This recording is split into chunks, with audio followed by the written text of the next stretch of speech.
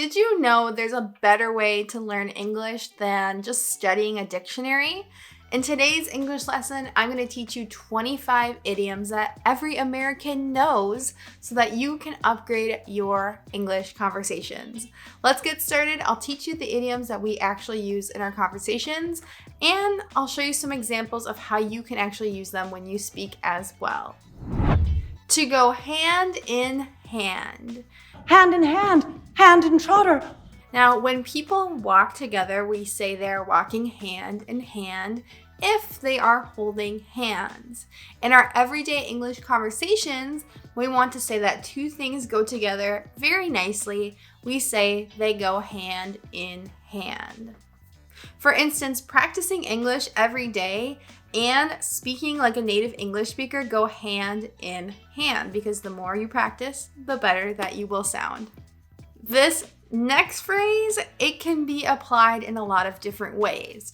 If you take a verb, you add ed as the suffix, and then you say out, like we could say, I'm hiked out. If you've gone hiking all day, you can say, I'm hiked out. That means you don't want to hike anymore because you've done that action so much. Or if you've studied and studied and studied and you don't want to study anymore, you could say, I'm studied out. So this just means that you've done something so much that you are completely exhausted and you don't want to do that action anymore. Sometimes we don't just use this with verbs. If you've had too much of a food, let's say you've had a ton of candy, you've been eating candy all day, and someone says, hey, do you want some of these M&Ms or do you want some of these Skittles? You can say, no, I am candied out for the day. That means you can't eat any more candy. So if you are confused at why an English speaker is saying, a noun with the ed suffix, or you hear someone say, I'm hiked out, or I'm walked out, or I'm runned out, and you're like, that doesn't sound right, it's because we're speaking in this way and it's like an idiom the way we use it. It just means you're exhausted, you don't want to do the action or have that thing anymore. Normally, when we use the verb find or to find, we're talking about looking for someone that is lost or looking for something that is lost. Now, sometimes the way that we speak in English, we use this verb to find in a totally different way.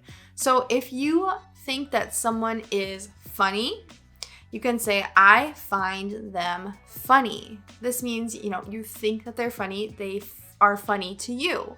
Or you could say, I've never really found them funny. This means they don't seem funny to you. So we use to find with an adjective to describe the way that we perceive someone or something. If you are someone who has never really enjoyed Taylor Swift's music, you could say, I don't really find her talented. This means she's not talented to you in your opinion. Or a lot of times if we're in a situation, we say, I really am finding this to be enjoyable. Or you could say, I don't find this to be enjoyable. This means you don't like it. So we can say, we're finding someone a certain quality or adjective, or we can say we find this thing a certain adjective like funny, or we find this ugly, we find this pretty, we find this to be boring, things like that. So this verb to find in this phrase is super, super useful in English. When I was in college, when I was a college student, I would always say, I cannot wait for the day that I graduate. I cannot wait. Well, as quick as you possibly can. Quicker, please. So this phrase, to wait for the day, or you cannot wait for the day, it just means you're extremely, extremely excited for something to happen and you're anticipating it. Sometimes when someone is judging you and they're judging you in a negative way, you might say, I cannot wait for the day when this thing that you're judging me for happens to you. For instance, maybe you have a baby and they're crying and someone's looking at you like, why is your baby crying in public? In the United States, a lot of people have a huge problem with babies crying in public, even though, they're just babies. But you might say, I cannot wait for the day when you have kids and they are crying in public. This just means, I can't wait for this to happen to you because you won't be judging the situation as harshly. So we say this, when we're, wanting something to happen to someone so that they don't judge the situation. And we also say, I can't wait for the day when we're excited about something. Maybe you'll say, I cannot wait for the day that we go on vacation. It just means you're very excited and you're anticipating your vacation. Have you ever heard of an Easter egg? And if you do happen to find that Easter egg, there's a bonus.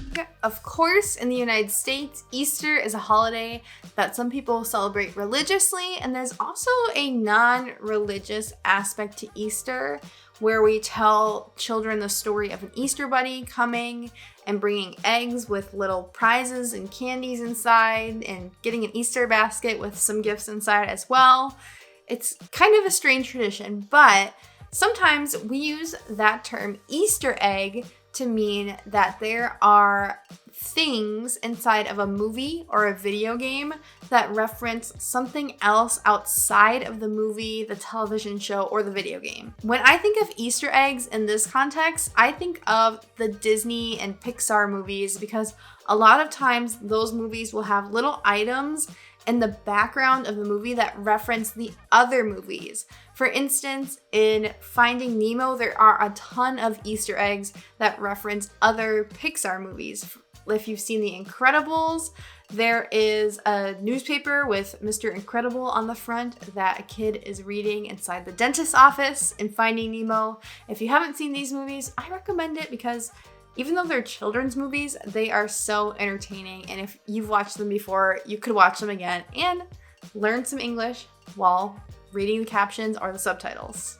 So an Easter egg is just something that, the dialogue of a movie or a television show, they're not talking about it, but it's just something in the background that references something else. It's a really interesting vocabulary term. Sometimes in English, we say things twice in slang to kind of emphasize something. And this next idiom that I'm going to teach you is another example of that. When you want to ask someone if they are being serious because what they said is either so shocking and surprising or you don't really believe it, instead of just saying, are you serious? You might say, are you for real? And sometimes as slang, we'll say, for real, for real? Is this for real? Like for real, for real? So we'll just repeat the phrase twice. For real, for real? For real. This just means like, seriously, this is actually what happened. For real, for real. Another instance in English where we kind of use this repeating is when you like someone in a romantic way. You might say, I like them. This means like you really like them in a romantic way, not just as a friend. I like them as a friend. No, I like them. So this repeating thing is really interesting in English. I know a lot of other languages use this as well. Officially in English, it's just slang though. For real, for real? Have you ever been in a situation where you are so busy with so many different things going on in your life? Maybe you have a family to take care of, you have a job, you have a house, you have family members that need taking care of, older family members, and you just have so many things going on. You just think to yourself that you have to change something or the situation just isn't going to be good. People are going to suffer. In English, we have a phrase for this exact situation. We say, something has got to give. Because if you do that to God's creatures long enough, something's got to give. This means there has to be a compromise somewhere. You have to, stop doing something for someone, or you're not going to be able to take care of all your responsibilities. Sometimes when we're frustrated with someone, we'd say, something's gotta give, or I'm just gonna get so angry and upset that I'm not going to be able to continue on working with you or having this relationship, or whatever it might be. A lot of times people have a lot of financial obligations and they get themselves into debt. They owe a lot of people money and they have to stop spending money somewhere. Something's got to give, or all these people are going to be collecting their debt and you're going to have no money to try to pay them. So when we say something's got to give in English, it just means that We have to make a compromise somewhere. We have to stop doing something, or the situation cannot continue on and be a good situation. Sometimes when something very tragic or sad happens to you, or you have a fear of something, you have to keep going in life, and you have to, change the way you feel or stop being so sad. In English, we say that we are over something when we get past these types of feelings. I don't know if anyone could ever totally get over something like that. For instance, if someone dies or you lose a pet, maybe your pet dog dies, and you feel sad for a very long time, and you feel like you can't even see other dogs because it just makes you so sad. Finally, you stop having these feelings, and in English, we say we're over it. We are over our dog's death. Or maybe you're very, very scared of giving a speech in front of other people, and you practice and practice and practice until finally you don't feel scared anymore. You can say, I am over my fear. So to be over with something, we usually say we're over a certain feeling, a negative feeling, and we can move past it and start doing what we wanted to do or stop feeling a bad feeling. This next phrase definitely started off in the English language as slang, but nowadays it is an everyday conversation, so I feel like I have to teach it to you. When we say that someone is throwing shade, I'm just trying to say, don't throw shade in our relationship. we mean that they are criticizing someone a little bit too harshly. Maybe you have a group of friends and one of the friends isn't there, and let's just name her Becky. Your other friend, Rachel, says, oh, I hate it when Becky, comes. She just thinks she's so cool. Don't you think that she has such a weird attitude? She's throwing shade at Becky. And sometimes it's not so obvious that someone is throwing shade. Maybe they're just being very passive aggressive. They keep saying things like, well, Becky always does this. Becky always does that. And they're not being super negative, but you feel like they're throwing shade. This just means you feel like they are criticizing someone passive aggressively. If you want to say to someone that they need to stop criticizing you, you can say, can you stop throwing shade? Can you stop throwing shade at me? That would be, can you stop criticizing me or saying negative things about me? Sometimes in life, when you have an opportunity come to you and you feel like it was really easy, you didn't have to go out of your way to get that opportunity. In English, we say that the opportunity fell into your lap. It fell into my lap, just like it's gonna fall into yours. For instance, maybe a friend calls you and says, hey, I have 2 extra tickets to a concert on Friday. Do you want them? I can't go. You say, well, that just fell into my lap. Sure, that means you didn't have to go to a huge effort to buy some concert tickets or, go online super early in the morning to try to purchase them. The tickets just fell in your lap. You just got them easily from a friend that didn't want them anymore. Sometimes in English, when we're kind of criticizing someone because they didn't have to work for something, you can say, well, that just fell into your lap. That means you got whatever opportunity or job or whatever it might be so easily, like you didn't have to work. Speaking of working, have you ever known someone who just likes to sleep the day away? If we want to say that someone just sleeps way too late, we often say, hey, don't sleep the day away.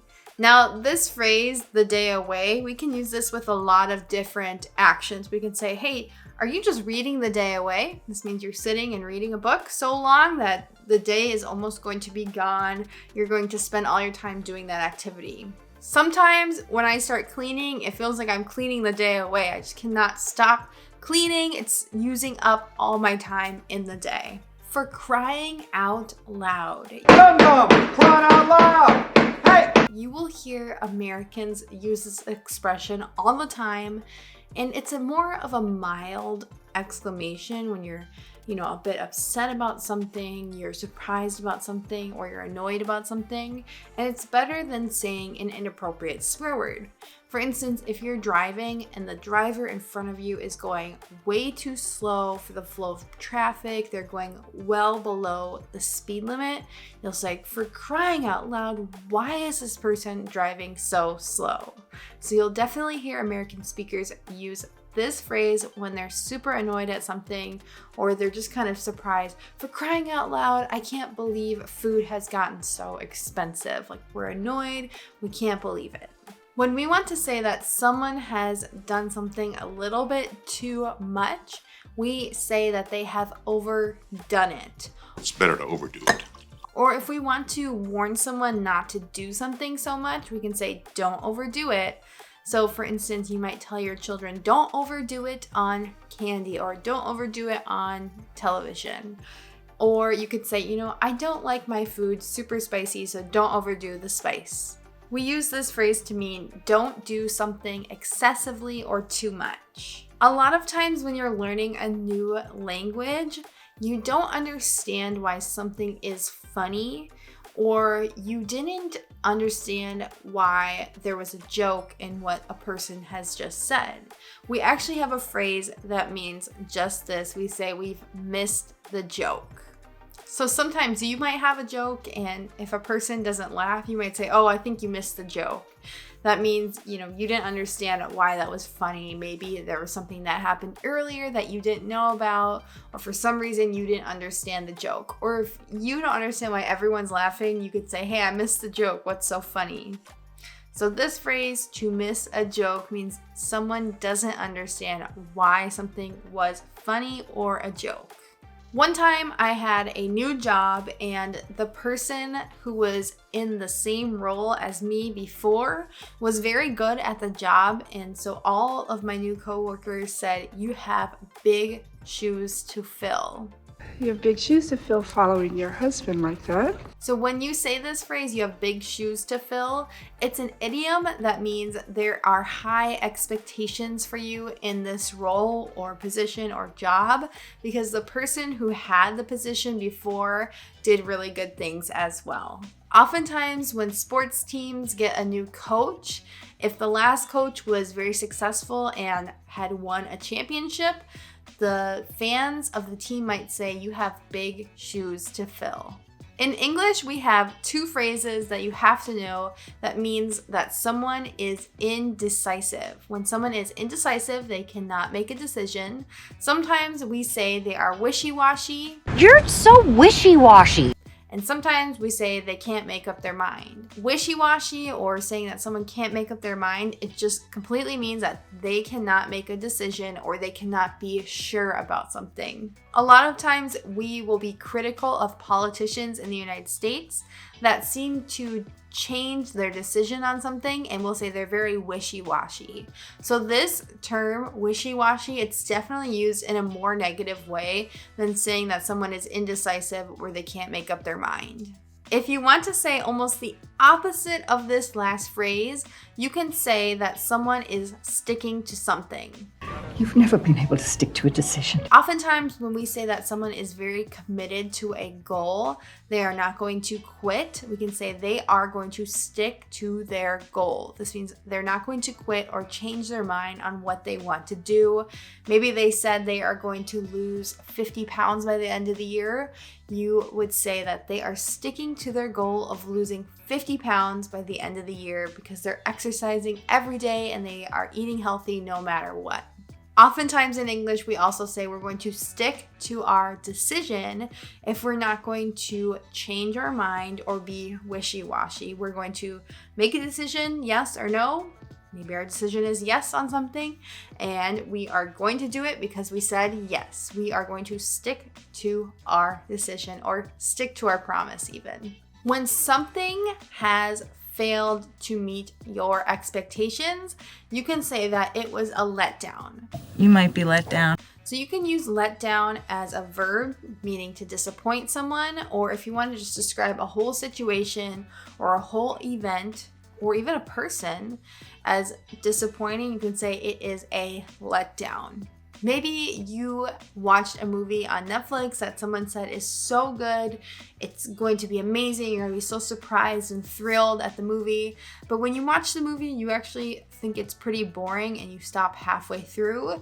You can say that movie was a total letdown. It was a disappointment. You might have heard this next phrase if you have a friend in English that uses a lot of slang. If we say we are all about something, Damn, I forgot all about it. it just means we're very enthusiastic about something and we want to do it, or we agree to something. And the opposite, I'm not about that, it just means you disapprove of it, you don't want to do it, or you're just not enthusiastic or excited about it. For instance, your friend might say, what do you think about getting pizza tonight? You might say, I'm all about that if you love pizza. Or you could say, I'm not about that. I am on a diet. I cannot be eating pizza. Or maybe your friend suggests going camping and you can say, I am all about that. I love getting outside. Or if you are a person that prefers to go on vacation where you stay in a hotel and you don't like bugs or going outside, you might say, I am not about that. I do not want to go camping. There are two phrases that I want to bring your attention to in English that English speakers will use in their everyday conversations when they're telling a long story and they want to skip over some details and just give you a quick summary of the main point. So oftentimes you will hear English speakers either say, to make a long story short, or long story short. And another phrase that we use in English is all that to say. All right, all that to say, yes, I like men. So we say all that to say, you should never text while driving. So maybe you just told a long story about someone getting in a car accident and getting injured because they were texting while they're driving. And instead of telling all the details, you'll maybe just summarize and say all that to say, just don't text and drive. So you summarize your main point after you say all that to say. So like, I had a long story, but here's the main point. So we'll say that, or sometimes we say long story short. Another informal phrase that we'll use in English, and this phrase is, there's not a certain definition of this, but you'll hear it in a lot of different contexts. It's to bust out something. You can't bust out of here. So when someone brings an item out that they either haven't had out and shown people in a long time, or they're just being very extravagant and extra when they bring it out, we say they're busting it out. So for instance, if your dad or your brother or someone in your family plays the guitar, but they don't play every day, maybe only on special occasions, and finally they bring out the guitar and they sing Wonderwall, you can say, my dad just bust out the guitar again. That means, he brought it out and wanted a lot of attention.